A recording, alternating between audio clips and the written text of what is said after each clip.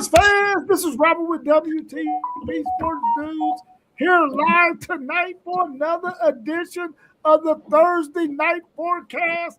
We're going to be talking about the NFL Combine. Those invites went out to all those collegiate players who are headed or hoping they get to head to the NFL to play next season, and also the NFL draft. We're going to be talking about both of those topics. I'm here tonight with my man T1 of City League TV. How you feeling, T1?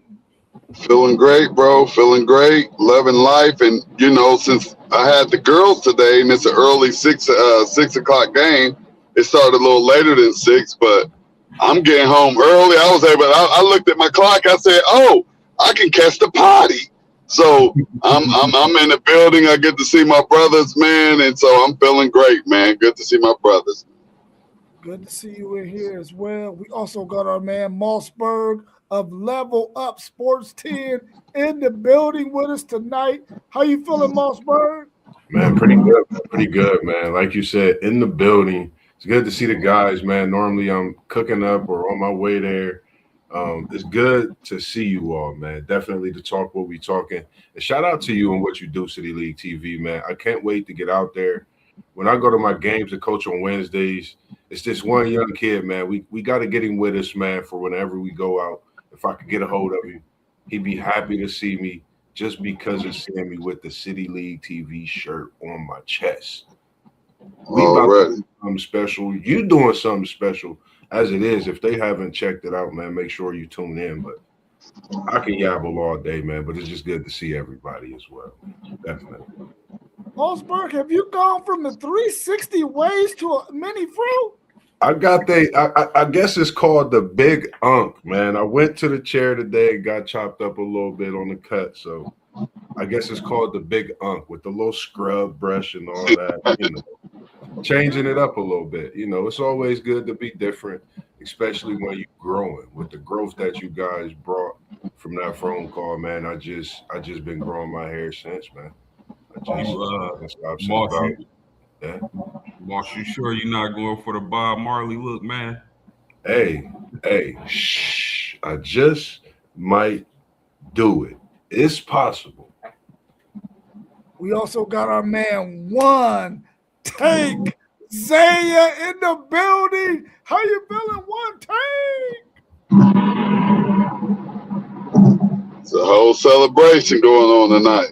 Yes, indeed. Oh, yes, man, indeed. I was on mute. My bad.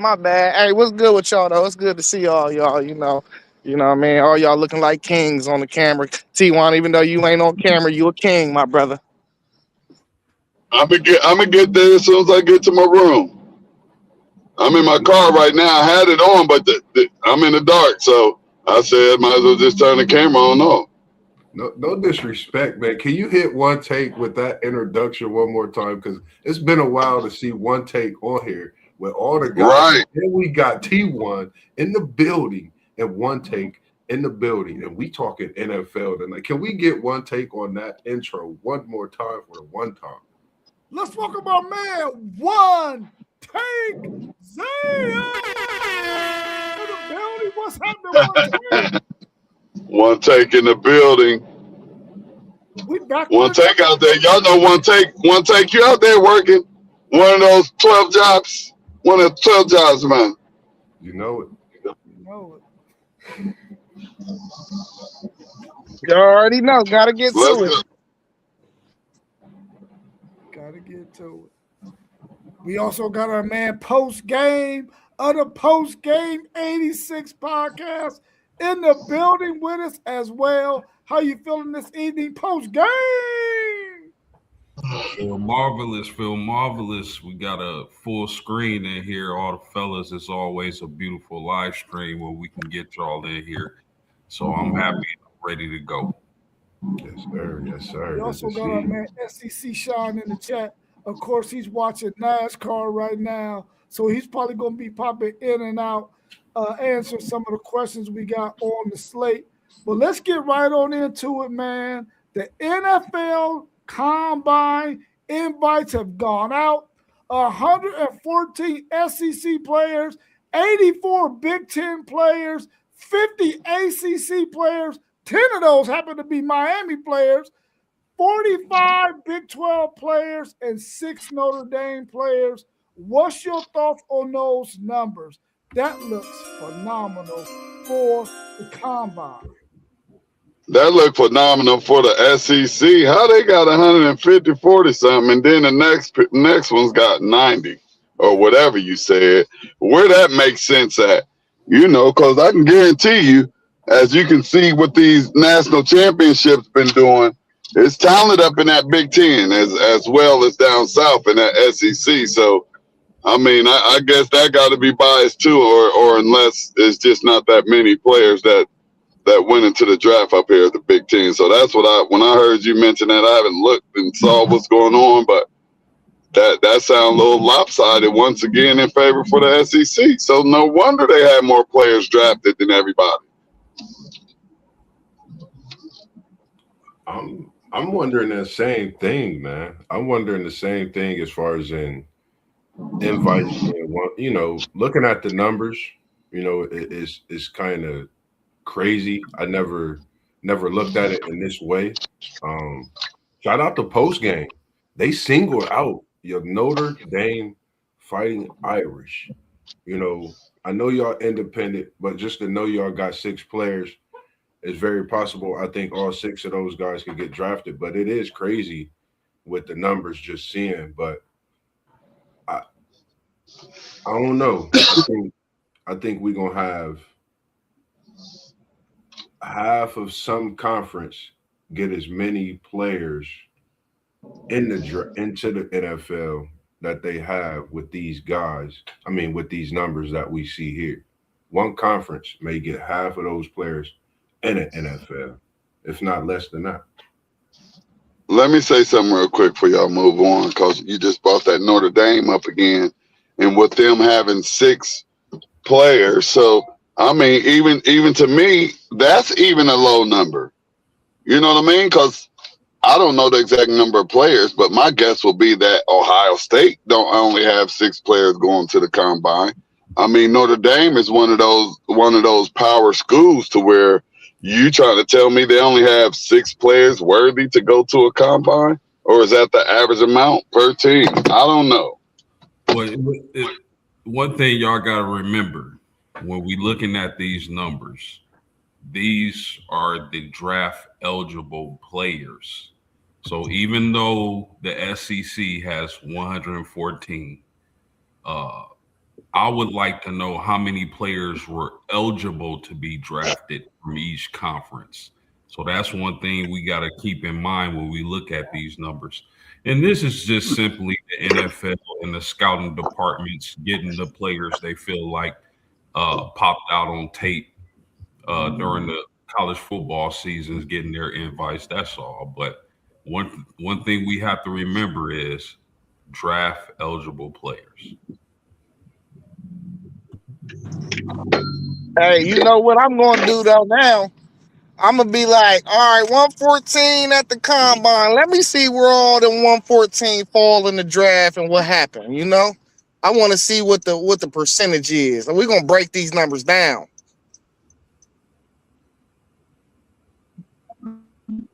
Yeah, that was my mindset.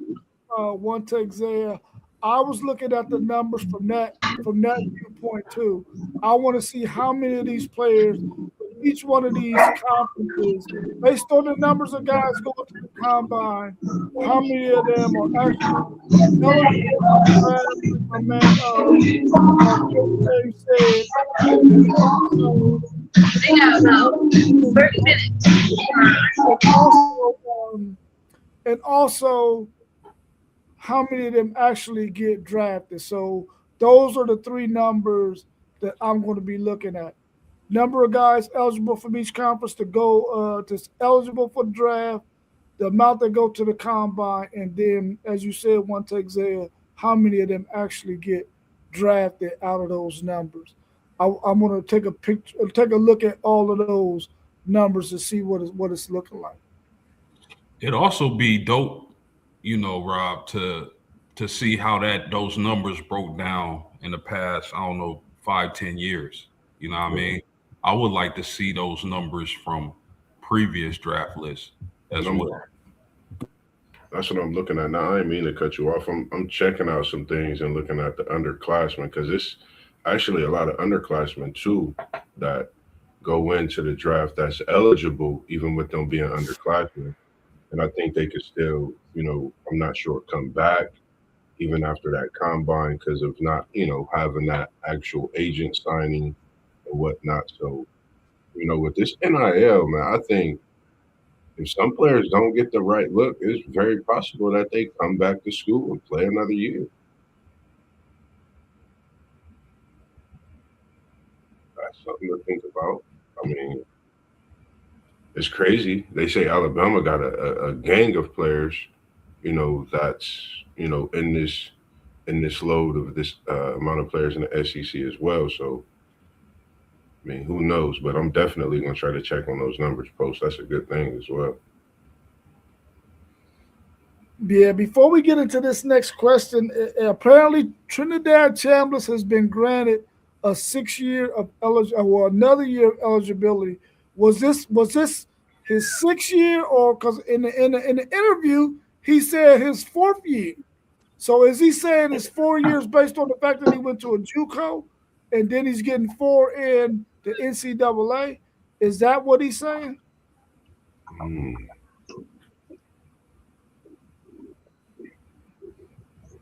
That's a.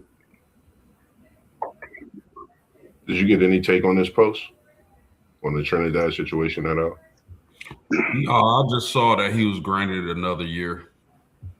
I'm not sure exactly how his years broke down, junior college, Division 1, but I just know he got granted another year. And I mean, why not? Yeah. So he redshirted. He redshirted 1 year, and he was out for the year with a season-ending injury. That's why I always felt like he was going to get granted this, because we done seen people get granted for way less. Yeah. Yeah. And it's something to look at because, I mean, I think it's just a tough situation like we had talked about a couple weeks ago with this. The quarterback coming in, what's his next move now? Are they going to grant him that position? And then you got to think about the other couple quarterbacks that I think we spoke on as well. Are they going to grant them their eligibility? Starting to seem like in college football, you could basically become that professional, have that bread in your pocket, and just be successful and not look for the NFL if you don't want to. I mean, that's what it's starting to seem like. College is the new NFL in some kind of way with this money floating around and all the eligibility that they can have. Was this ruling from the court or was it from the NCAA? Yeah, I'm looking at it. It was in court. He took it to court. It says it was granted his eligibility, and then with him being in court for it, it's that injury, like one take Zay said, him having that injury, and it was speaking something about tonsillitis, with the red shirt and everything. I don't know if with Pavia's situation, it paved the way for things like this, but I mean, being injured and playing, I think, I don't know. It's a back and forth, a topic you can have your opinion on all day long. Hey, Moss. Yeah. Find who the judge is and see if he's an Ole Miss grad.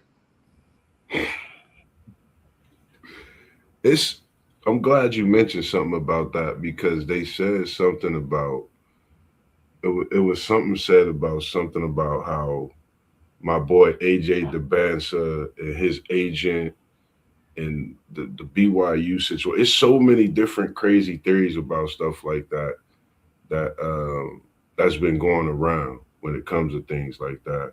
Trinidad Chambliss wins case amid NCAA lawyers ghosting the judge. This is Yahoo Sports Canada. that it's looking like, but it's just pulling up all different type of wow. Well, yeah, we might have to Hey, revisit this on Saturday, and so we can get some more details on this It's thing. so Since much. it's really just now breaking today. What else was you gonna add to that hey, one? hey, guess who sent the lawyer? He got the lawyer from Lane. Wow. Lane the one to put the lawyer on the case. Wow. Is he coming to LSU? No, he ain't going to Nah, he ain't LSU. going to LSU, They but he got threw the lawyer. He threw the lawyer early because he wanted him to come to LSU. Yeah. Oh, okay, But it wasn't okay. looking good, so Lane had to pivot. It wasn't looking good for a little minute. Yeah. They said the opposing counsel left the courtroom before the decision was rendered. It's been a lot. It talks about, I guess, some altercation that happened in this. It's a lot. We definitely gonna have some stuff to talk about with this Saturday once we all have a deep dive into it more. But it's definitely eye opening. From what I'm looking at and reading, it's a lot. Yeah.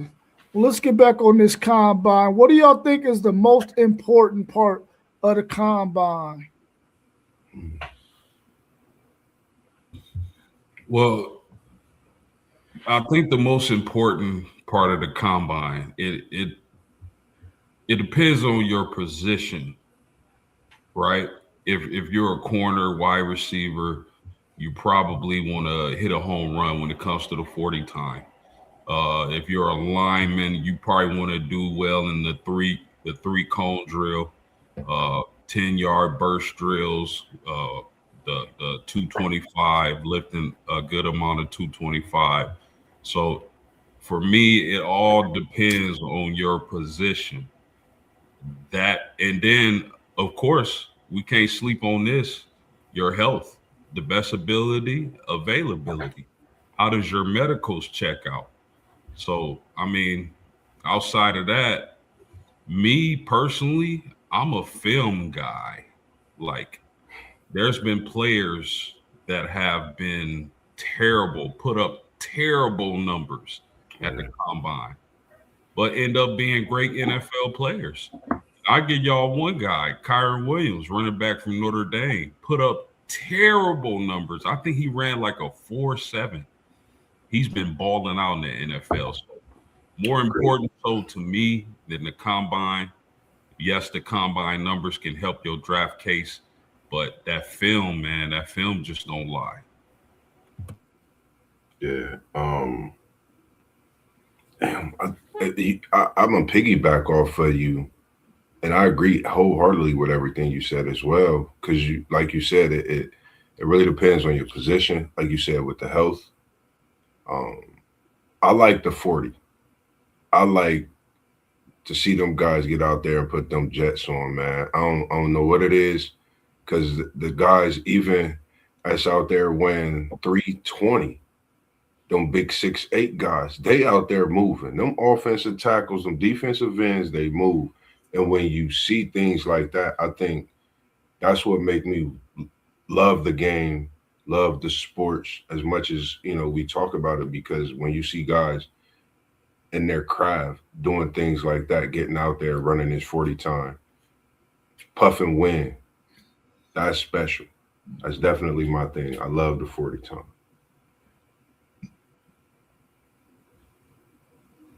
Yeah, man. I'm more in agreement with Post, man. It's about what position you play. Um, like if you're a lineman, I want to see what you repping out at. Um, if you more of a skill position, receiver, running back, I'm worried about what your 40 time is. Um, receivers though, more or less your 40 time, and I want to see what your route running look like and what your hands is like. Because if you out in drill work and you dropping balls as a receiver, that's not a good sign, especially if the tape say you drop passes too, though.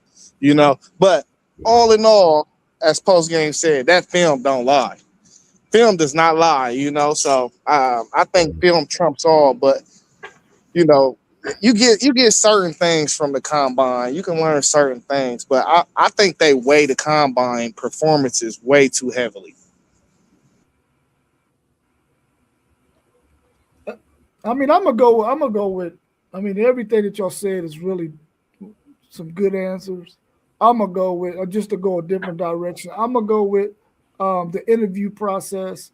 I think that's probably the most important, so they can see what the guys' character is like. Is it a high character guy? Is it somebody we're gonna have to, if we decide to draft him because he's athletic and he can play the game? Is he a guy that we're gonna have to give him a babysitter? You know, what kind of person is he? You know, I think the interview process is probably just to go a different direction than what you three did. Will probably be the highest thing on the list for me as the most important thing when it comes to the combine. I like the fact that you said that because when you think of an interview, you got to think of I'm giving you the keys. I'm giving you the ability to bring your family into this facility. As they will have access to. I'm allowing you to be in a room with a quarterback who we have unloads of money on, boatloads of money. So it's just so many things that you do think about. So an interview is a great thing to bring up as well. So that point, I think we've seen the NBA draft. We've seen them speak on interviews after halfway through the year. I've just seen the NBA interview. They spoke about Harper for the Spurs, seeing how he sat down as a young man, being that second pick in the NBA draft. You go back and you look at these things after the season starts in progress, and those things, can make or break you. That can be another contract brewing. It's so many things that ride on that interview. I totally agree with that. It's a good name. I'm glad you said that as well. Hey, Diego Pavia been studying for his interviews. I know that's right. He done had about 10 years, no offense, Diego. But nah, but yeah, I agree, man. It's a good thing for it. So yeah, he definitely have. Yeah, SEC Sean said the story is saying it's a 6 year of eligibility for Trinidad Chambliss, and he said the state court in Mississippi is who granted it for him. I'm anxious to read up on that story to get some more details on it, and we could talk about that on Saturday. What do y'all think is the least important part of the combine? Two things can be true at once, fellas. And when I say that, the 40 time to me, the 40-yard dash is probably the most exciting thing to watch in the NFL draft combine process. But it probably, if you think about the wide receiver position, let's just take them for example. Look at the great wide receivers. Jerry Rice didn't have a blazing time. Anquan Bolton damn sure didn't have a blazing time. Larry Fitzgerald didn't have a blazing time. I believe the offensive rookie of the year this year for the NFL, Tetairoa McMillan, didn't have a blazing 40 time. So although the 40 time is exciting and we want to see those 4.2s, 4.3s, you don't have to run those things to be an effective pro, to even be a Hall of Famer. And there's a big difference between running a 40 and your actual game speed. There's some guys who can go run a 40-yard dash. They run in the 4.6, 4.7s. But when you turn on that field or see them on the field, they're moving like they're running 4.3s. So for me, I would say the 40 time is the most exciting, but it's probably the least.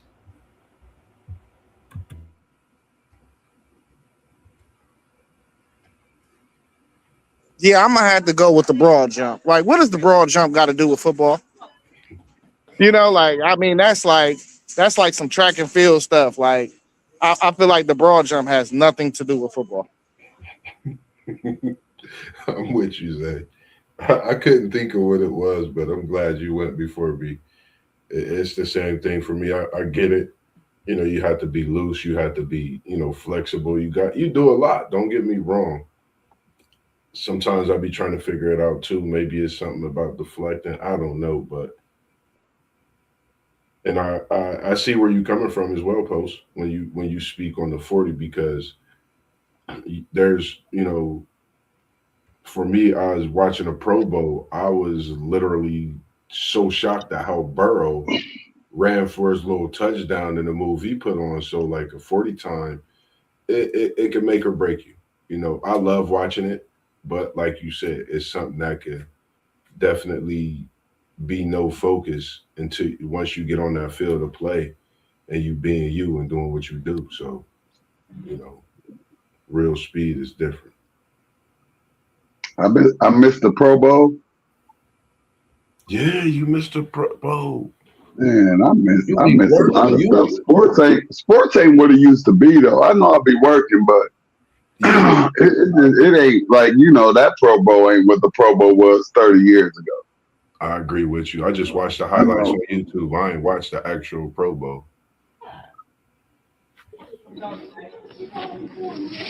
It was more of a highlight show. And ain't the Pro Bowl like flag football now or something? Yeah, Yeah. flag football, man. Texas How, how A&M. my how my how my how my boy do? Which one? He did pretty good. Come on, you know what I'm about to say. You talking about which one? Come on, Mark. Don't do me like that, bro. I love Nah, you, man. he did pretty I good. You love had a you, bro. couple QBs in there though. You had a couple QBs. They both did their thing. Yeah, if I had to think about what is the least important part of the combine, I'm gonna have to say, hell, the quarterback's throwing those passes, man, because shit, Dylan Gabriel looked horrible as hell when he got drafted in the third round, man. And he looked like a pile of dookie shit. I was like, how does dude? I mean, he was throwing dirt balls, bro. Yeah, Dirt balls. and they And still he picked got this guy. drafted in the third round. So I'm saying it might be the quarterbacks throwing that football at the combine. Because I couldn't Man, believe that, man. I thought for sure he wasn't getting drafted at all. I'm about to look that up. I'm about to see what quarterbacks all Yeah, he looked horrible. I remember that too. He was horrible. He was absolutely horrible. Why you had Shador put on a straight show at his, but I think it was like they said that coach fell in love with him, and that combine meant nothing to him.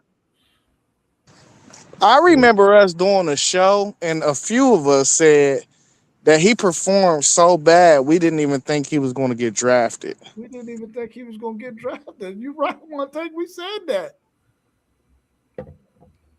That's how horrible it was. Didn't Tyler Shaw start the whole? They said was he drafted after or before? No, he was. Tyler Shaw was drafted. He was before He him. was drafted before. I think he was drafted before because he went to New Orleans, right? Yeah, he went in the first round. He gonna be. Yeah, he was drafted before Shador. Is Dylan Gabriel gonna be a bust, man? That's crazy. Absolutely, he's too small. He's too small. There's no way. And I know I'm off the draft subject, but Kyler Murray, I pray that he gets up out of Arizona. He kill him, my boy. Gotta go right now. What position group are you, or do you look forward to watching at the combine?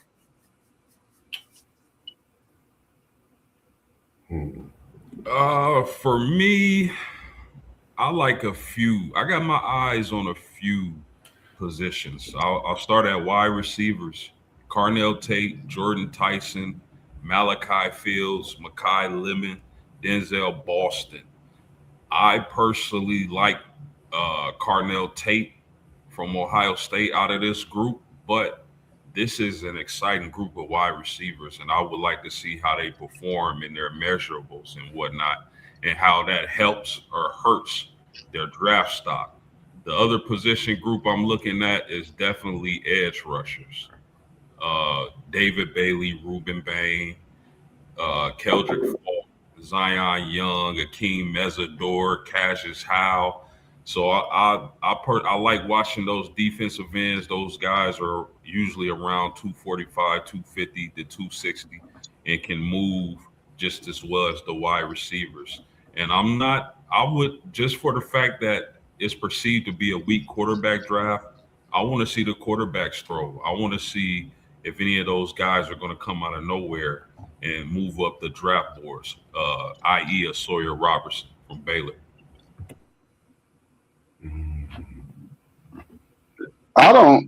Man, I'm not interested in seeing nobody but the quarterbacks and receivers in a 40-yard dash with everybody, because really it's I don't know, man. Sports is different now to me. Sports is very different now to me, and like the defensive end, I love the names that you were spitting out, but like just watching them run a 3-cone drill or a shuttle drill or something, and like that don't impress me like the 40, or just quarterbacks throwing to the receivers or whatnot. That's for the GMs and the coaches and everybody down there. But we watch it because we junkies. We fiends. You know what I mean? We all some fiends. We all sports fiends, and we watch these things because, one, we're used to watching them, we're programmed to watch them, and it's not entertaining. We're just used to watching it, and there ain't nothing else to watch. But I'm still gonna watch it, and when I can, because I love it. I especially love the 40-yard dash, and I like when them receivers run down that line and the balls be coming quick. I think that's dope. We don't have that type of drill like for a defensive lineman, but I love when the receivers run down that straight line. You get to see a whole lot from the receivers right there, and maybe some things that they get to see from the defensive ends that I don't know about because I'm a quarterback, so I'm just looking at that, and maybe somebody who played defensive end before say, "Hold up, you tripping, Claiborne, T1, whatever they call me." But they got some drills too that's just like that, and I'm watching them, and they real. You just got to watch them. So I'm biased for my position, for my team, for my family, for my WTP sports dudes. There, I'm biased, so I ain't mad about it. Call me a homer. I think for me, it's more just really not just one position. I kind of like everything, but I'm looking at just a specific player for South Carolina. We seen one of their players just leave, get a Super Bowl, and Nick Imanwari. So Brandon Siss out of South Carolina, one of the cornerbacks. If you go watch South Carolina throughout the season, I think he really stood out defensively. I think it could be, a big thing for South Carolina having back-to-back years with cornerbacks going in the first round, especially in the lottery. So I'm looking to see what he do. He could sort of bring that same Nick Imanwari, burning speed, just who is this guy? He could bring that same pizzazz, to the draft. So I'm definitely looking to see what he do specifically after watching what Imanwari did this year for the Seahawks. So definitely looking forward to that.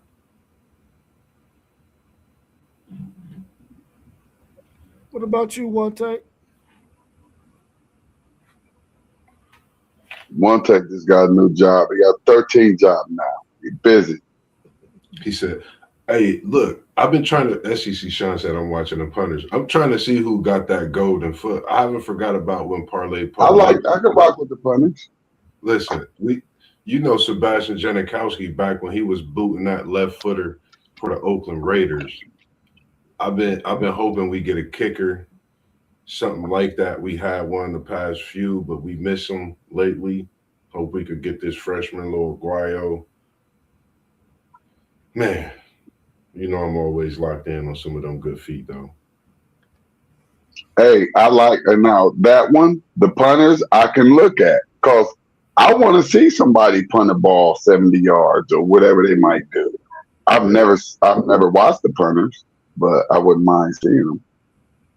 I think but that just makes a lot of sense, man. if you can find a punter with a leg like that, people sleep on how that can change the game for you. Yeah, Man, man. Yeah, that's why I say I would love it. The punters like that's somebody else. I can watch that. You know what I mean? I can watch that. Let me see who got that leg over here. You know yeah. what I mean? I can watch that. I wish I was able to watch every position just because I'm a junkie. I wish I could watch every position, but I can't. Yeah. I'm gonna go with the big uglies, man. I want to see those guys in the interior of the defensive line, and then I want to see all the linemen, man. I want to see what they're looking like. And if you think about the Patriots and Will Campbell, and I might be a homer for saying this, but I guarantee you, they looked at that Super Bowl and said, "Man, we could have drafted Kelvin Banks, who balled out for the New Orleans Saints because Will Campbell, is that his name? He was getting killed in that. He was getting killed in that Super Bowl." They was talking about it too, all over the media, man. And that's one of my guys. I want him to have a bounce back. Like I want him to definitely have a bounce back season, especially after the way he performed in that Super Bowl. Because the way he performed in that Super Bowl, I was not happy with. Like I was not happy with the way he performed in that Super Bowl. You got Hey, anything y'all, else quick for that question. one take? Yeah, I just want to see the receivers, man. Uh, yeah, I think this is probably the deepest position in the draft. Um, but I don't think you can really tell nothing. I mean, unless a quarterback go out there and stink it up like we seen Gabriel do last year, I don't think it's really much you could tell from most of these positions. Like I can't tell from a tackle when I'm watching these drills. The only way I could tell about what a tackle is from their film. So, like, I mean, Will y'all were just talking about Will Campbell too. I heard Will Campbell played bad in the Super Bowl. I thought he had a decent year. You Oh, he know, had a I Yeah, decent he think year. they had a just very good year. He had a good year. yeah they need to just keep on letting him get better for real. That's all. You people think you're not a finished product just because you was a number 4, number 7 pick. You got to continue to get better once you get to the league. I think also they threw some stuff at him. Like you could tell that he's ahead of his time, and I think he's going to look at the film from the Super Bowl specifically. That's going to be something that he literally. They talk about that when New England get back in that position. I think he'll be back in the Super Bowl with Drake May. I definitely feel very good about that. I just think New England is back with having Will and Drake May. They definitely could go back to the drawing board, hang out, dinner with the guys, and stuff like that. Definitely. New England wasn't even supposed to be in the Super Bowl. I know, and that's what I'm So saying. Like they this, had such an amazing year that really yeah, you can't say nothing about that team, about a player or how they played. If that player was on a field, that yeah, player helped them get to the Super Bowl. So and then we talk about is Campbell a rookie? Yeah. yeah, Yeah. So like no, he just had the best year of a lot of rookies of his life. You know what I mean? Went all the way to the Super Bowl, and the Texans, they, he just came out the CFP playoffs and all of that. So, man, he got the best running experience that he could possibly have. He went as far as you could possibly go, but him and his team just didn't get it. So, you know, however he played, he got the experience that he needed that's going to elevate him in the way that this New England Patriots team is playing.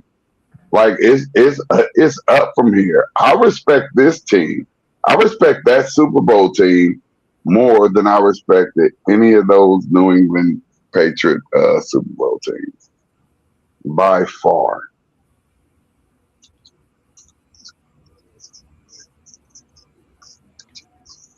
All right, all right.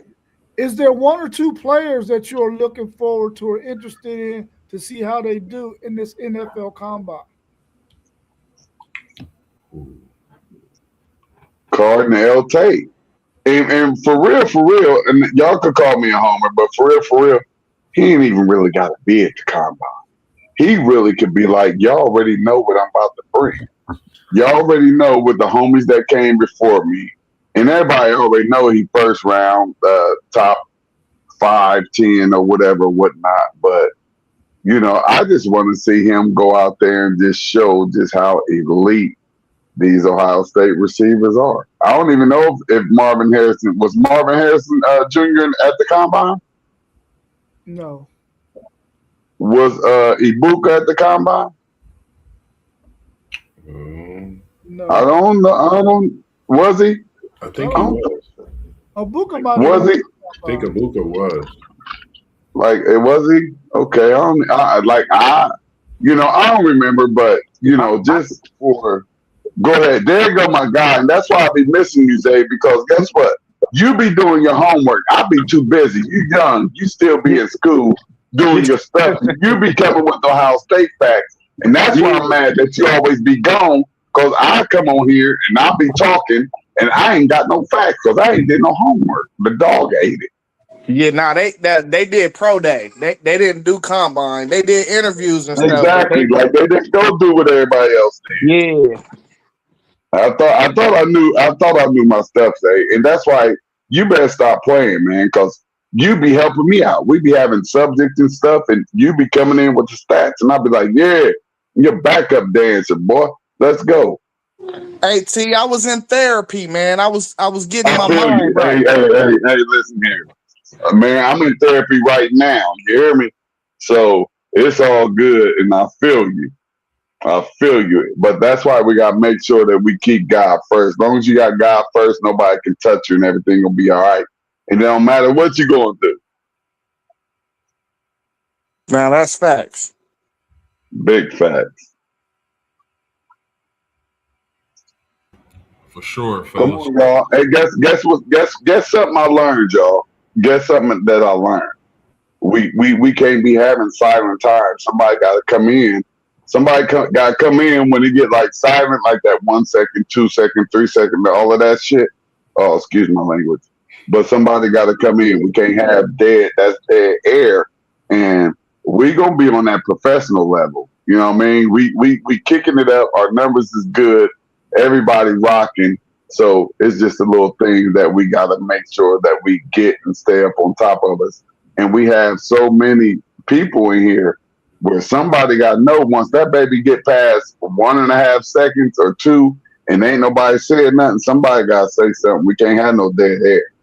They said dead air is bad for anybody trying to do this right here. Them WTP sports dudes, one thing we do know is that we definitely the best in the city around here. We most consistent, all of that. Can't nobody hold us. So, we just gonna keep on making this thing do what it do. Yeah, we can't have no dead air though, y'all. Talk about it. What's your thoughts on this one, post game? What's your thoughts? Yeah, so 2 players I'm interested to see how they test in the NFL Combine is Ruben Bain and Arvell Reese. I want to see that. Oh yeah. Hold up. Don't leave. You can't say Reese without saying Styles because he's a freak of nature too. Both of these linebackers are freaks. They're 6'3", 6'4". I'm waiting to see that 40 times. Like, they have both of them going in the first round. But yeah. I ain't mean to step on your toes though. With my homerism, since y'all always want to call me a homer, so I'll put it out there.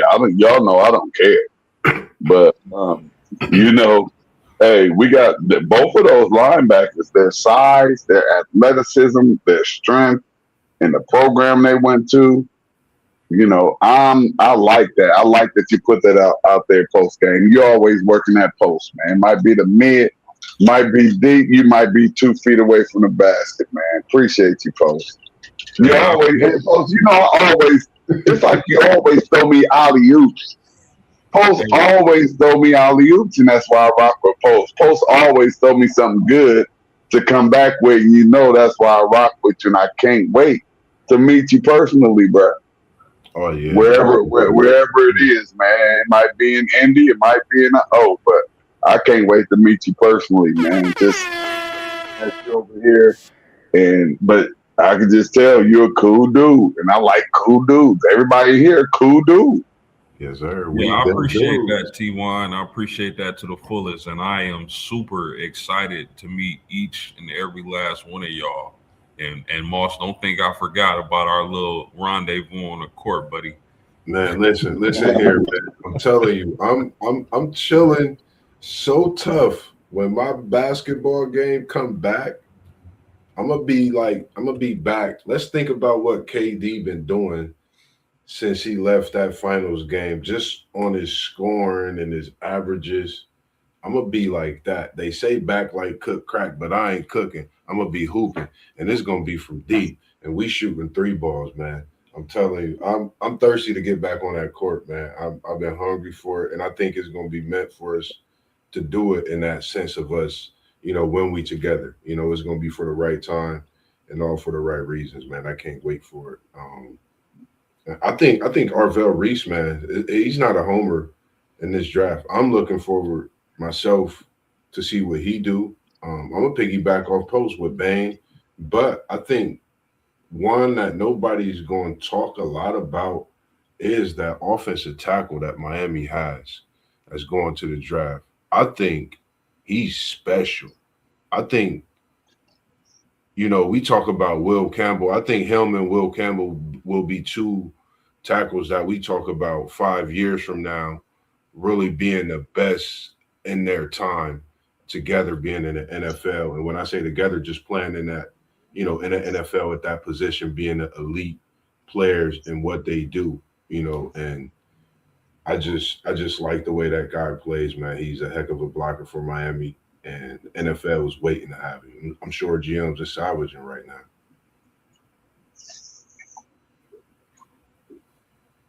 Yeah, I'm interested to see what Jalen Gilbo does from Texas. I didn't expect him to get an invite to the combine, but he did. And he did not have the best of season this past season. And he started for 2 years, once at the star position, which is guarding the slot receiver. This time he was on the outside. He did not have a really good season. So I'm hoping that he can improve his draft stock, because right now he's probably a 6th, 7th round player, and also want to see what Michael Tabb does. Really, really smart guy, but he might not have the athleticism that you might look for at the safety position. So I'm hoping he could go out there and improve his draft stock as well. I'm only going to focus on those Texas guys for right now, because they're the most, those are the ones I want to see do something. The rest of those guys that's out there, like Arvell Reese, all them guys, I already know what them dudes can do. They've already done it. So I know they're elite. These guys had some little fall offs this past season, so I want to see if they could improve at the combine and improve their draft stock. So I'm going with those two. Yeah, man, I'm looking at 3 receivers. Chris Bell out of Louisville, who I think got the talent and the size to probably come out and be one of the best receivers in this draft. Denzel Boston, I want to see how he run, because I think if he can run a good enough 40 time, he could be the first receiver taken off the board. Not to cut you off, Dave. Where you know whose kid that is, right? That's one of your boys. That's David Boston's son. Yeah, you got to talk about that, FanDuel. He out there catching the ball like his daddy. Who did he play for? He played for Washington. He out there. He a monster. Yeah. And then the last receiver I'm looking forward to seeing out there is Zachariah Branch. I want to see how his hands and his route running look out there, because, I mean, as speed-wise, if you could find a way to utilize somebody like that in the NFL, he could be a game changer. And then I got one guy that I got a keen eye on, Tacario Davis, the corner from Washington, 6'4", long. I think he could possibly be one of the best corners out of this draft too. So I'm interested to see how he tests, because somebody gonna snatch him in the 2nd or 3rd round, I think, and I think it's gonna be a sneaky good get. A 6'4" corner, 3rd round. Yeah. Hey T1, both of I'm their taking you up in corners. there just off of your size. If he's 6'4", if he can give me a 4'5" or a 4'6", he can give me a 4'6". Yeah. That buddy's in there. And we remember when you spoke about Kobe Bryant at Kansas,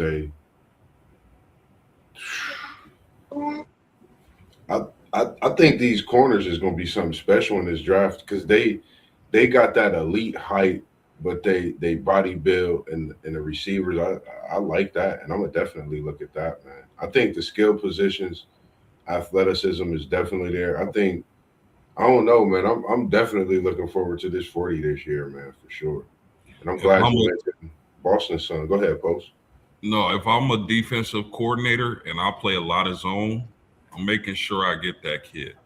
Yeah. So 6'4" corner dropping in the zone. Man, that's super.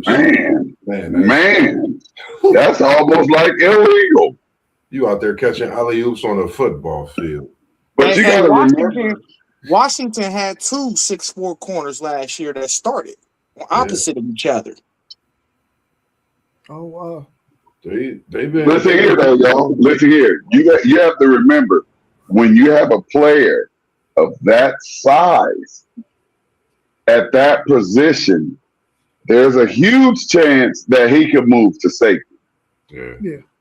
Just to let y'all know, because he's bigger than everybody, and he has the speed to track balls down and things like that. So I could definitely see a 6'4" corner being played at that safety position. Man. Whew. Do y'all think the especially on the team who already has corners? Sorry about that, bro. Yeah, no, you good, you good. Do y'all think the combine is more important than the school's pro day? Easily. I think the combine. Yeah, because everybody's there. Right. The combine is easily more important just because of what T1 just expressed. Everybody's there. You're in an NFL stadium in Indianapolis. All the guys you're competing with, for the most part, are competing right with you. When you do your pro day, it's all familiar. You're at your school, likely, your friends, your buddies, your teammates, your coaches. Your quarterback, bro. Exactly. You got your quarterback. You're comfortable. I want to see how you are outside of your environment. 100%. And so to me, it's a big difference. The NFL combine is definitely more important than your pro day. Now, your pro day allows you, let's just say if you slip up at the combine, you maybe didn't run the 40 you wanted to run, your school pro day gives you a chance to make up for that. But definitely the NFL combine is more important.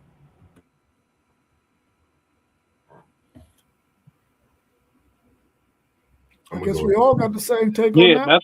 Nothing to add.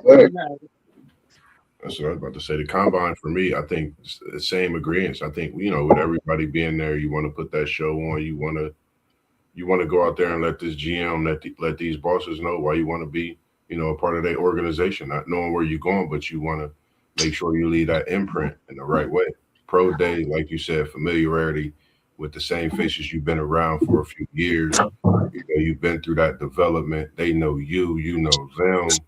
It's kind of like a normal day of practice, but that combine, all eyes on you, everybody locked in. You hearing the oohs and ahs. You got the cameras flashing. That combine is it. It's legit. That's when life get real in the NFL, when that combine hit. Pro day, OJ, MJ, Buckeyes by 17. Is that to start the season against the Longhorns? Because we can talk about it. We can talk about it.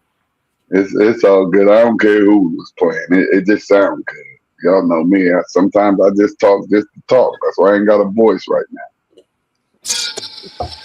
That's like great work you doing for City League TV, man. Catching all them great bangers on the high school level. Hey y'all, but look, on some other stuff. Like I have an interview tomorrow with I gotta remember to wear some City League stuff tomorrow.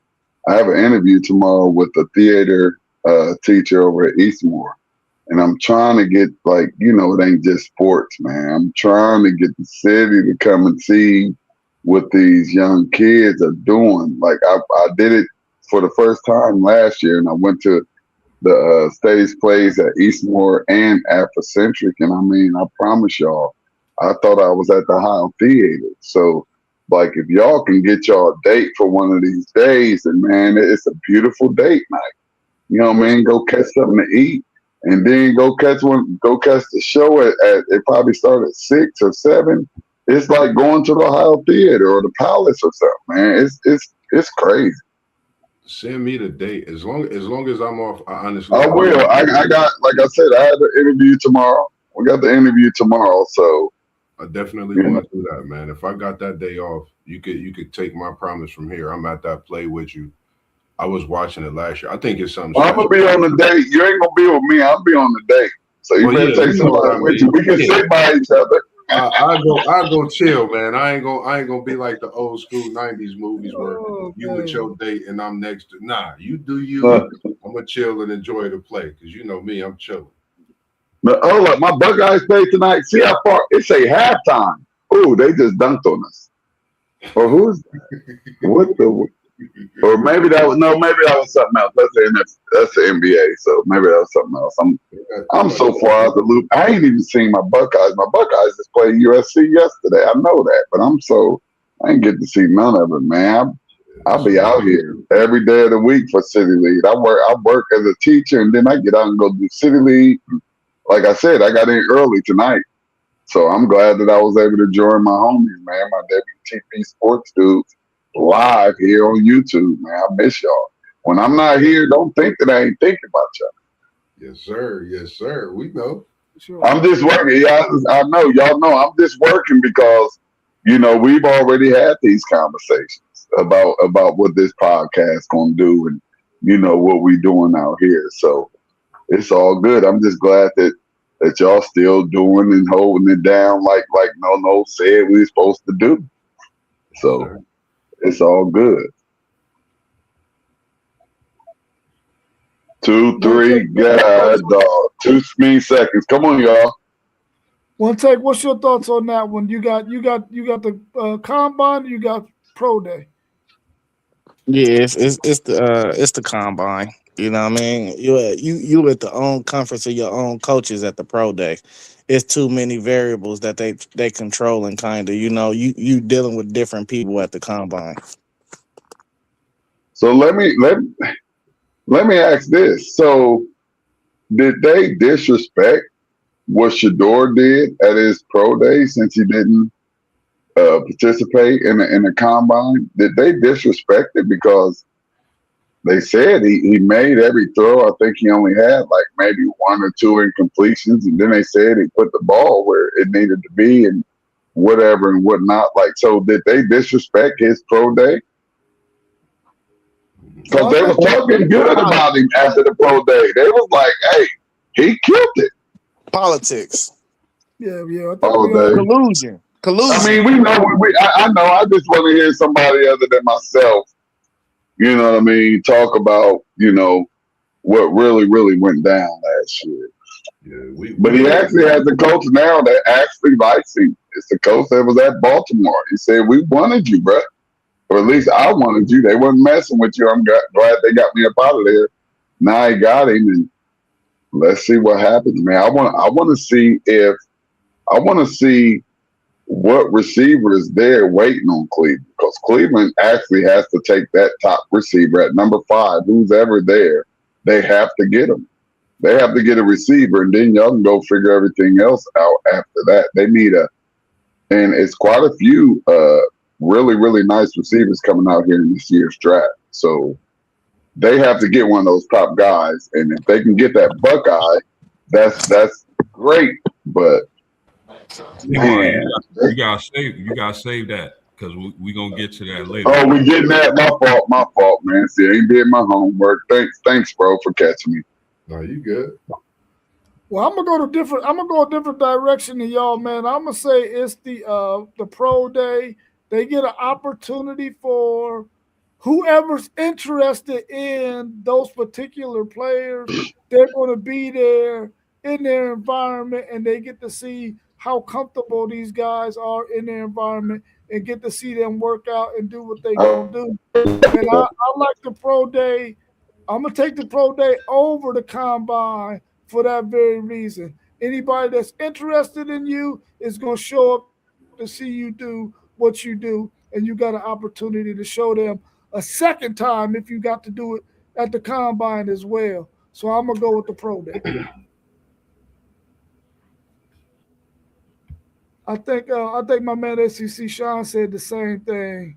He said the pro day is more important if you don't have a good combine, and we've Yeah. seen that happen quite a few times to quite a few players when it comes to them not doing well in the combine, but they go to their pro day and do a lot better.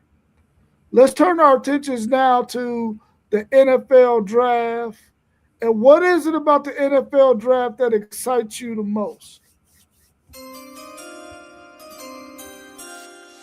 Definitely that sound. That right there. That Little right there. China, that's legendary. That right there. That excites it, man. But I would say just the fact that I'm sort of a sports nerd, in particular a football nerd. So the team building aspect of the NFL draft, I want to see which direction each team is going. Or will they take a tackle first? Will they take a quarterback? Will they pass on a quarterback? What are they going to do with the latter picks in the NFL draft? So it's the team building that excites me each and every draft, and that's why I pay close attention and watch because I want to see what my team is doing, what our opponents are doing, conference members, division members, the whole nine. I want to see which team makes a mistake and moves up in the top 10 and takes a quarterback, but the quarterback doesn't hit. So for me, it's all about the team building aspect of the NFL draft. Man, it's something you mentioned that because I don't think I realized how much, and I'm a piggyback in the same exact answer because I thought about how I spoke about the Carolina Panthers, and see which type of, they made a full 360 and they did just that in the draft would transpire into the off season. So I'm gonna go with the same thing in team building. Of course, seeing what your own team do if they can move up, depending on where they at, if they're in that lottery, if they could get a top player. But I think the same thing, building around that what you need, what can be added to make your team better, go to that next level, or improve on something that could possibly put you in a position that can make you not great, but put you on top. So I think that's something I totally look at as well. Man, I need my Buccaneers. I'm looking at my Buccaneers. We need to infuse talent on that defense, bro. That defense didn't have no pass rush. We got guys getting beat everywhere.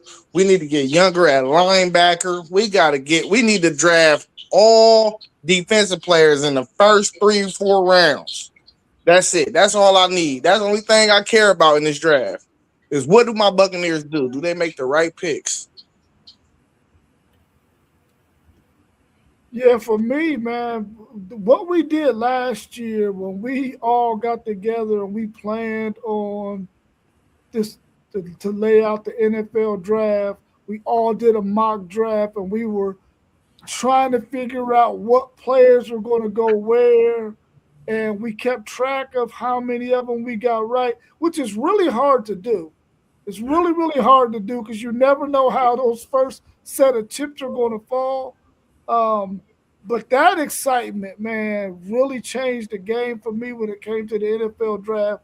Just being able to get more familiarized with all of the players who could possibly go in the first round because you're looking at about 50 guys and you're thinking to yourself, man, this team has this need, but this player is left on the board and he's probably the best available option and they could use this guy too. even though they need this particular dude, but they go in a different direction. All of that, the thrill of all of that kind of stuff really kind of changed the NFL draft for me when we did what we did last year. So for me, it's being able to look at who you think is going to be projected to go in the first round and doing an actual mock draft is what excites me about the NFL draft as a whole. I'm glad you mentioned that. That was fun, man. Like That was super fun, that bro. was, and I don't like. I think that was the first time ever being up that long for the draft in a long time. Like when we did that, like I just did a lot more studying. It was definitely fun, man. I can't wait till we do it this year. Yes, sir. The Raiders, Jets, Cardinals, Titans, and Giants have the first five picks. Can any of them trade up or trade down? Or will any of them? Can you see any of them trading up or trading down or Mm. trading back, rather? Yeah, I can see the Titans trading back. The Titans because you know we all think that Mendoza is going number one, right? Yep. So at number two, if somebody really fall in love with something that they need and they could possibly get a cornerstone, like let's say a Arvell Reese, if the Titans get a handsome enough deal, they can move back and gather a couple more picks and still find multiple pieces to build their program because they need the Titans need so much that I don't think if you miss out on a prospect like Arvell Reese, who kind of, let's be honest, lacked a little bit of production, are you willing to take that risk and that gamble based off of the measurables and just what you see with your eyes and the build of the player? Because for me, if I'm at two and I'm looking at Arvell Reese and I'm the Titans, but somebody come to me and tell me we could swap first round picks and they give me a second round pick and maybe a third round pick to add to that, I'm coming up off of that just because I know I need so much talent infused into this roster, and the production just wasn't there for me for Arvell. Arvell should have had a more monster. Now that's not a knock on Arvell. I think that was more of a knock on the coaching because we didn't weaponize him enough this year. But I definitely think it's always offers. It's always offers that you can't refuse. Agreed. So, I mean, I think the fact that this is a quarterback rich draft, you probably won't see much movement. But I agree with one take that if there's one team, it might be the Titans, given if they're given, a deal where they can make multiple picks and get some defensive help or some help for their young quarterback. I can see the Titans moving around, willing and dealing. But if this was a quarterback rich draft, I could see multiple teams moving up. But the fact that it's not, if the Raiders take Mendoza, I wouldn't be surprised if those teams held pack and just took the players that they wanted to take because defensive help, you can get a lot of that in those first few picks. Offensive tackle, if you need that, it's there for you. But outside of the Titans, the Cardinals are a wild card. The Jets are a wild card as well. Because I mean, do they fall in love with a quarterback that isn't projected to go as high and do something crazy? Or it might turn out to be something smart in hindsight and move up and take a quarterback. But outside of that, man, I don't see much movement. The Titans could trade their pick and get multiple picks. I would like to see them do that, seeing as though they need a lot of help in different areas. Yeah, I totally agree. I think it's the Titans. I think they want to make sure they're doing what they want and need to do with this draft. Like you said, being the fact that you like to see teams balance out what they need post game. I think the Titans are doing just that. We knew they wanted Cam Ward, but leading up to the draft, it was that thought: will people trade back? Will teams trade back? What is the Titans going to do? The Titans showed everybody we gonna get our future quarterback And now I think you're about to see Tennessee make moves to get their future wide receiver, future defensive back, possibly, and fill all those positions for the future. And if you see, I think some teams need to take a look at Carolina's book. They literally drafted an off season.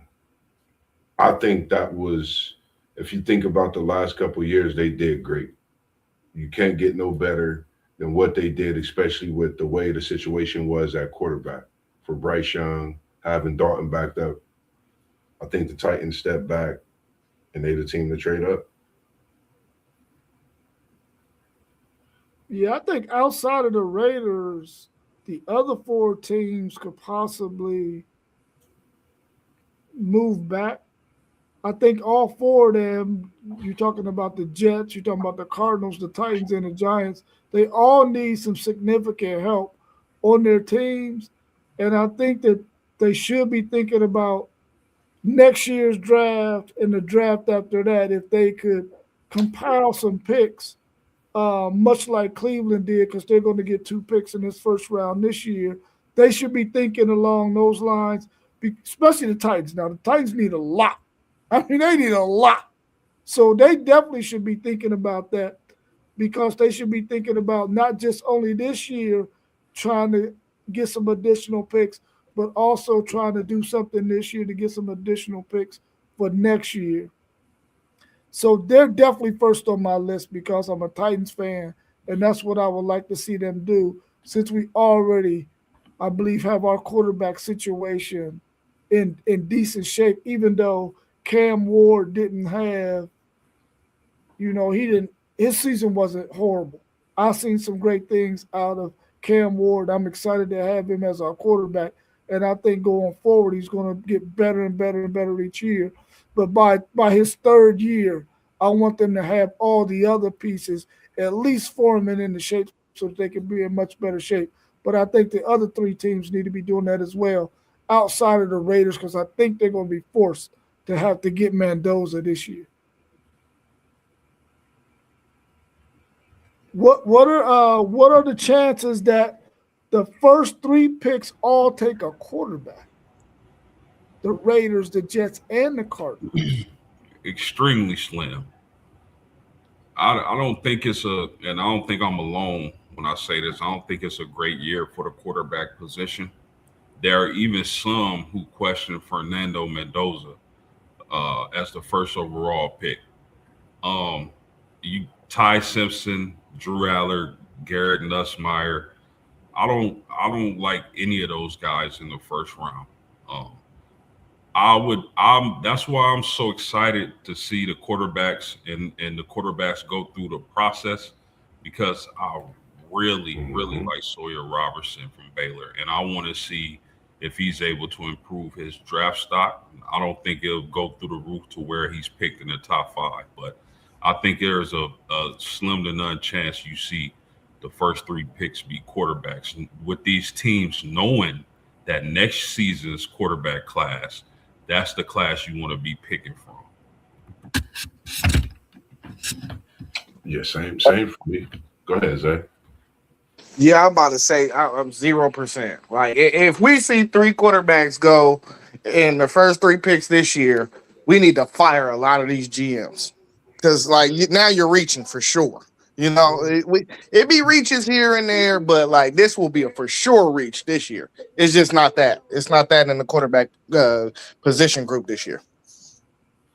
Now, I just think about the quarterback we just had take a team undefeated, a couple years back, Big Ten, talked about prominent quarterback they thought got ready for the NFL. Now it's talks about is he going to have a plan for the NFL in the future?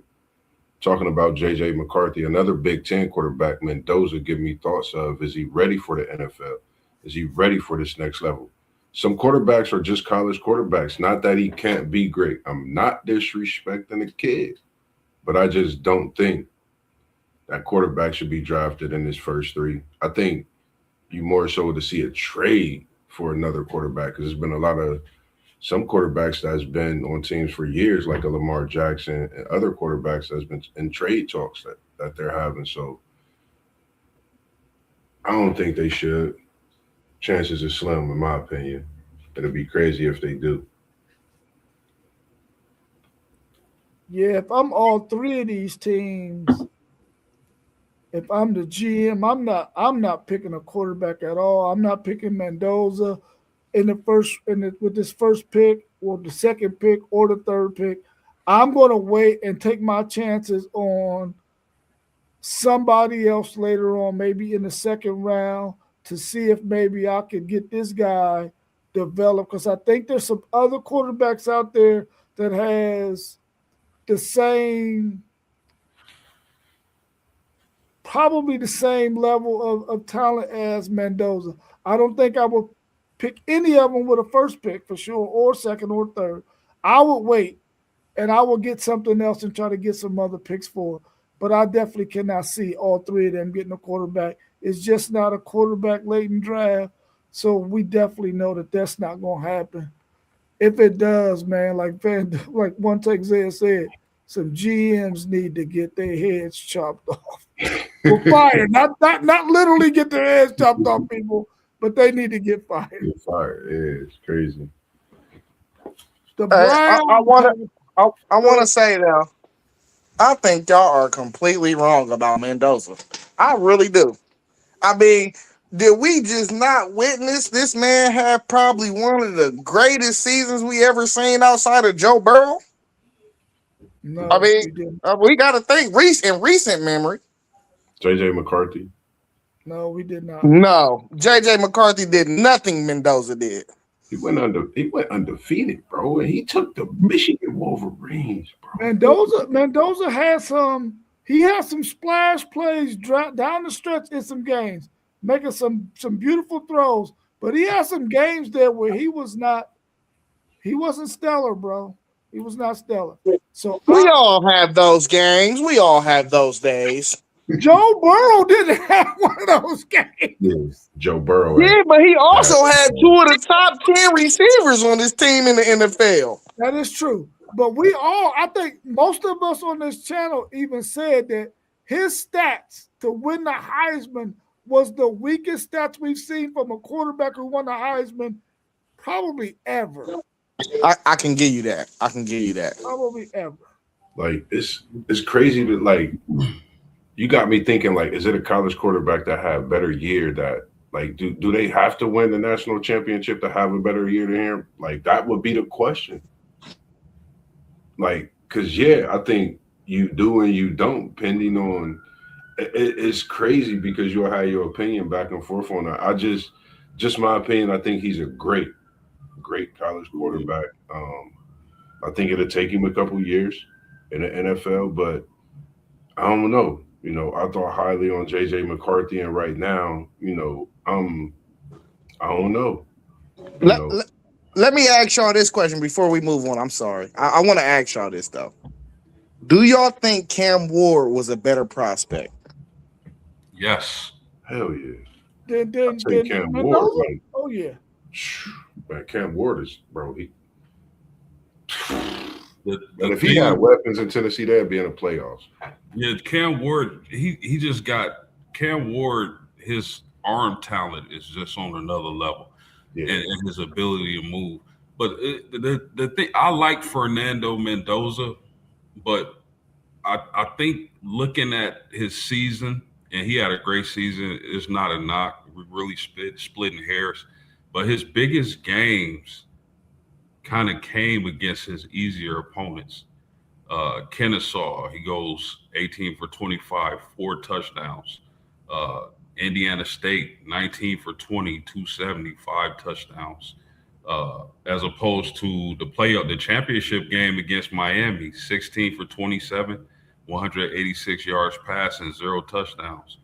But I mean, he did destroy Oregon. I give him that. But I just think, man, when you compare number one picks, when we say this quarterback is number one, we're gonna take this quarterback number one overall, right? And it's not Fernando's fault, but when you compare him to the other number one quarterbacks, I just think he's one of the weaker ones. That's all. Right. But then you can always say, like, with him being in the same conference, played against him, we know, but he's a freshman. Your true freshman saying another year with saying go out and perform, that same way. Like it's so many ways back and forth. Like, because me, quarterback in the Big Ten was saying, I mean, I think he was the best quarterback in the Big Ten. I know people gonna judge that game and whatnot. Up until that point, people were saying Sands the Heisman, hands down, even before Indiana won. So just because that game, I understand a lot more when you say that game.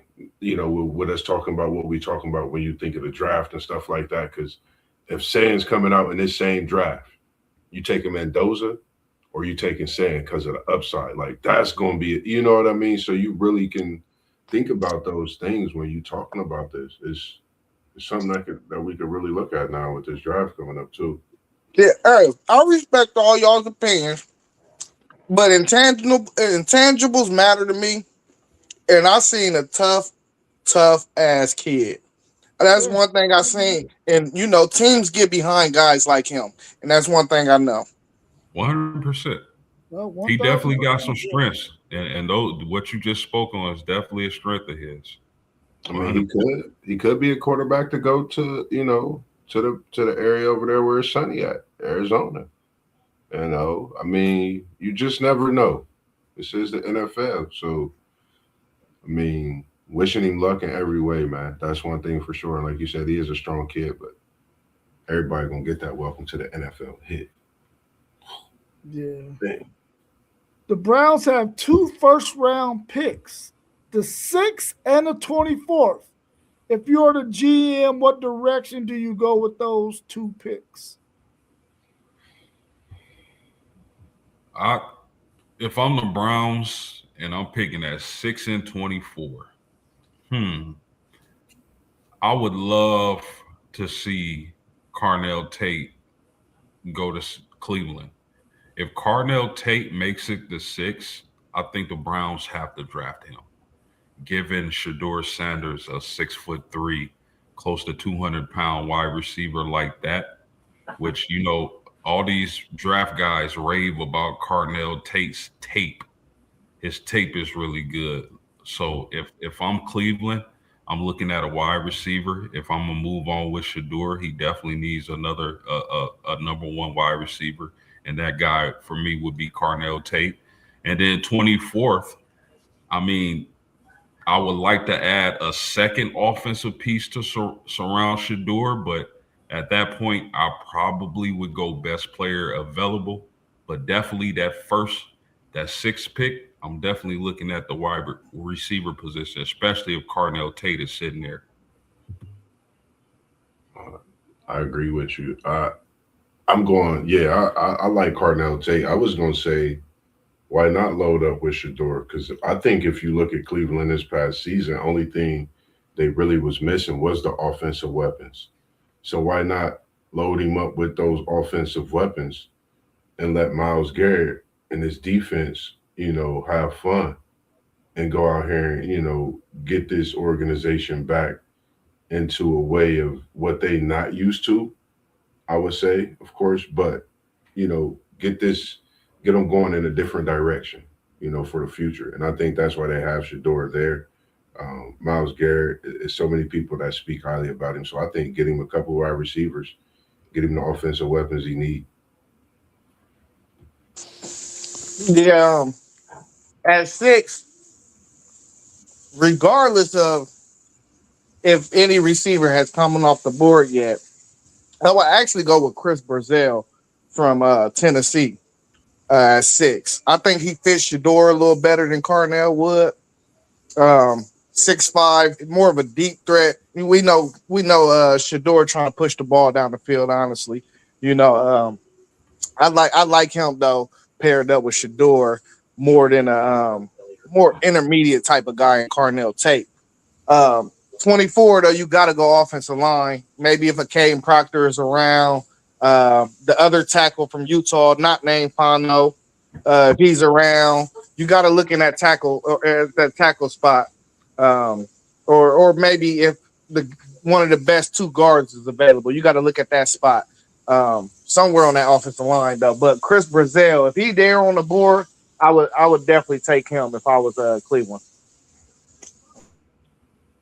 Yeah, for me at 6, I'm going with an offensive lineman at that number 6 spot, and then I'm going with a wide receiver at 24. I'm gonna go in the opposite direction of what you did one take there. I'm gonna go O line early, and then get me a wide receiver at 24. I think they can. I think he gonna get the kid from Miami for some reason. Are you talking about the guy on the right side or the big tall dude on the left side? That big, like he's 6'8", like the big. Oh yeah, the tall dude on the Look, left side. Big look his, Arsenal brother. nah, Yeah. it's he is it Manu? It's Oh no, like he on the some right side, Mossberg. That's the get right. beat. That's the right. He's the right guard or right tackle. Zay, go watch some highlights of him. Zay, you He's gonna be like, he's oh good, yeah, bro. I like him. I that like him. boy's a that boy's a beast. I don't know if he coming out this year or next year, but they do got him on both sides. But I like watching how he like his technique, his strength, and like he don't like he got good sportsmanship, but he gonna sit you on your butt and help you out sometimes getting up. But he's just a pure dog, man. Yeah, he was their best lineman. The Yeah, one you're talking about, he was their best lineman. Not the dude on the left though. That the big tall guy, he can get beat sometimes. yeah. Should the team you root for go heavy on the defense, offense, or balance it out in this draft? Defense. Well, my Colts don't have a first round pick this season, so they'll be picking, outside of the first round, obviously. But I would like for my Colts maybe address offensive line, maybe still an offensive line. Chris Ballard, our GM, is really good at finding guys in the later rounds, and they end up being stars. So their scouting department is pretty good. I would like them to get some help on the offensive line, maybe some linebacker help in Indianapolis. I think we can sew up those things and stay healthy. Indianapolis has a good chance of being a playoff team this season, but I would say offensive line, linebacker, and maybe receiver if we can't get Michael Pittman back. So those are the things I would like to see the Colts address.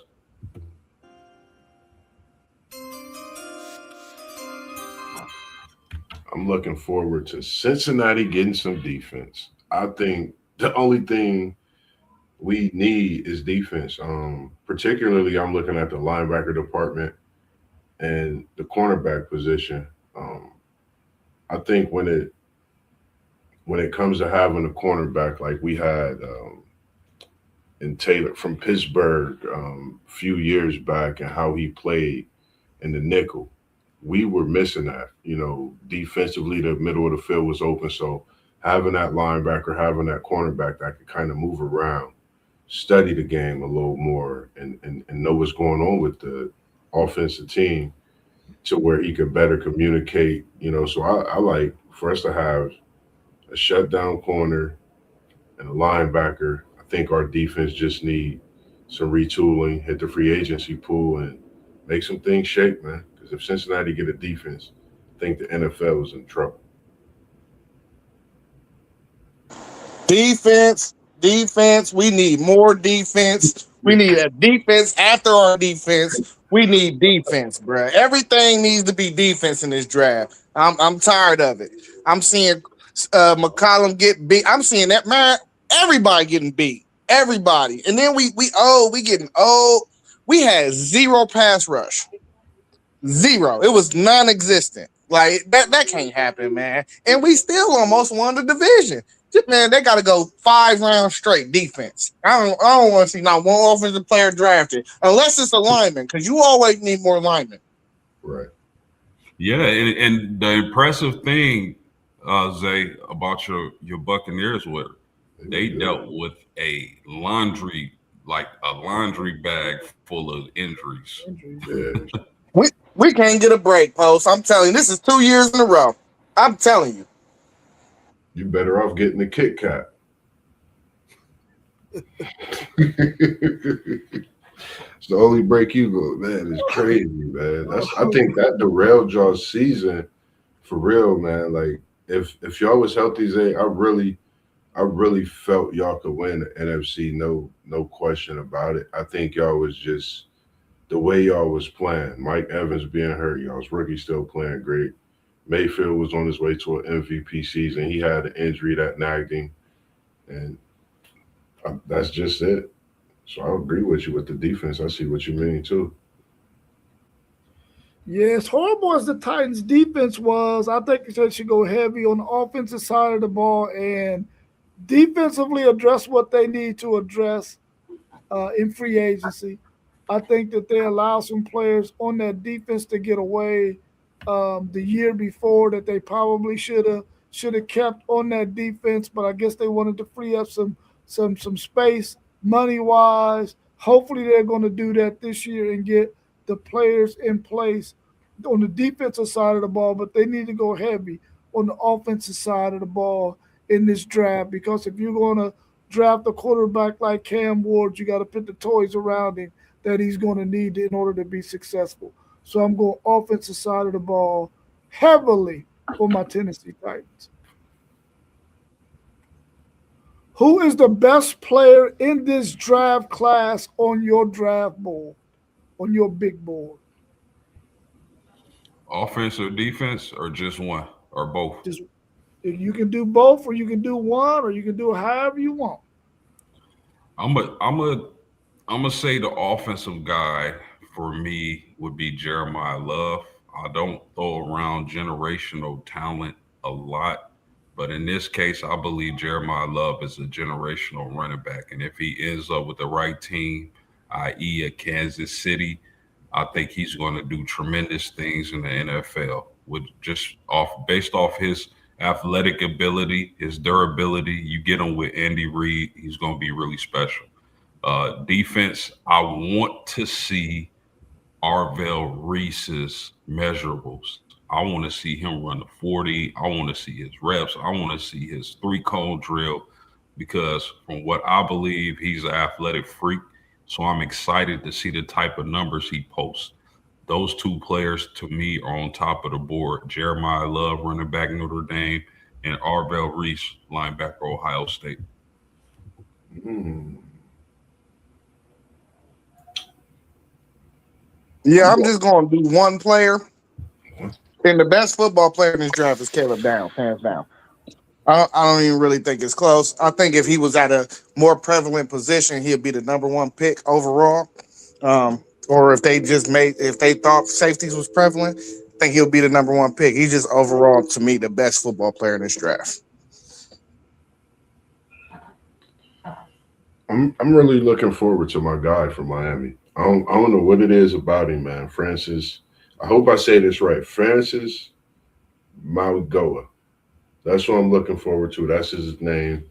I don't know. I just think when you think about quarterbacks, you know how it is for them protecting the quarterback. Watching how I think we're gonna see the last type of performance from Will Campbell like that.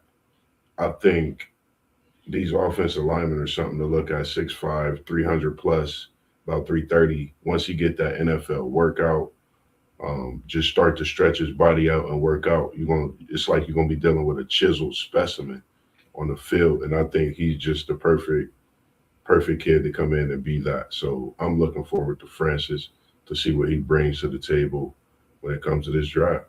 I just like this kid. Yeah, I'm going with Caleb Downs as well, man. I feel like once he gets to the team that he's going to be on, he has a chance to be a Bob Sanders, a Blaine Bishop, Yeah, a Ed Reed, Earl Thomas. He has opportunity to be a game changing safety that a defensive coordinator can use in so many different ways, man, to affect the game from the defensive side of the ball, man. We saw what Eamon Worry did this year. I think that Caleb Downs can be a chess piece like that for whoever drafts him.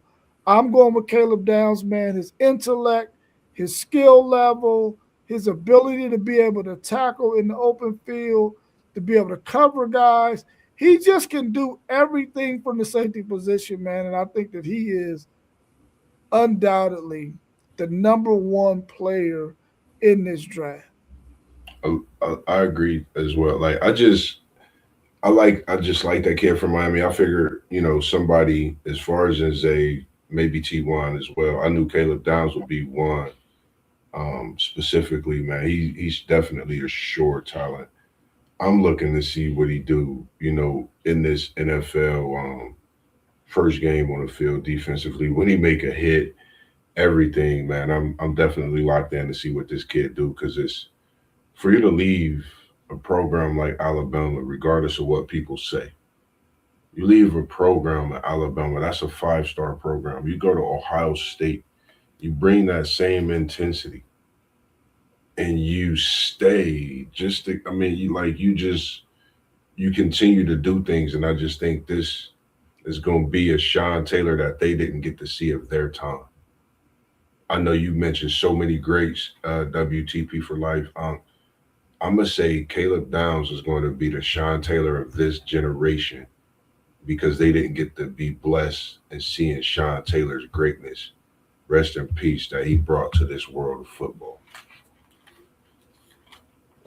Hey, my comp to him is Troy Polamalu.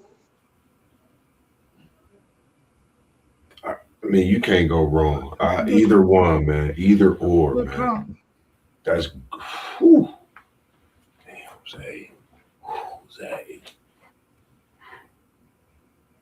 Man, there's so many greats out there at that safety Jet position. Life says Down, Styles, or Bang. Those are all good choices too. It's good to see you in here, Jet Life. Jet Life. Isn't he a Miami Hurricane fan? Man, we Buckeyes in my family, but I don't know what you talking about. Oh, no, I wasn't for sure, because we be having so many comments. I know somebody came in and was a Miami fan one time. Hey, it's Buckeyes all through and through. You hear me? Buckeyes. I got you. We got that application for you still. Look, he said OH. It's good to see you in here, man. Appreciate it, man. I'm trying to think next week. I'm in the process of actually trying to get this conversation set up for next week as well on Wednesday. As long as they don't drag my schedule out or my schedule don't change, I'm trying to set up another conversation for the evening Wednesday night. I'll definitely get in the chat and as well let everybody know too as well. Hey, the city championship this weekend. Girls. Saturday, I think Saturday at noon. Is it the girls is at noon at East, right? Mm-hmm. Yeah, because I'm actually one of the kids, Poe's niece, Jakila. I'm actually working on a conversation with her and her mom, the point guard over at Walnut Ridge. Something special, having a great season. She'll be playing in that championship game, I believe, as well. I've been dropping edits. She's one I got to edit on my Instagram page. I really enjoyed doing that for her and her mom as well. So anybody out there, if you want to get your edits done, man, definitely tap in with me. I enjoy doing it, man. It's something I'm on my off days. I sit back. It gives me time to, get better at my craft. So if that's you, man, definitely tap in with us, and we'll definitely get that done for you as well. And I'm learning from you, Zay. Zay definitely helped me out with a lot of it too, as far as in watching how he do stuff, and told me just to work at it, Moss. You're gonna get it down. So I appreciate your push on that, Zay, for sure. For sure. Who's playing in that city championship game on the girls' side? After Centric and Centennial. It's a rematch from last year. Centennial won. Yeah. Okay. Hey, and what's crazy is it's the same game.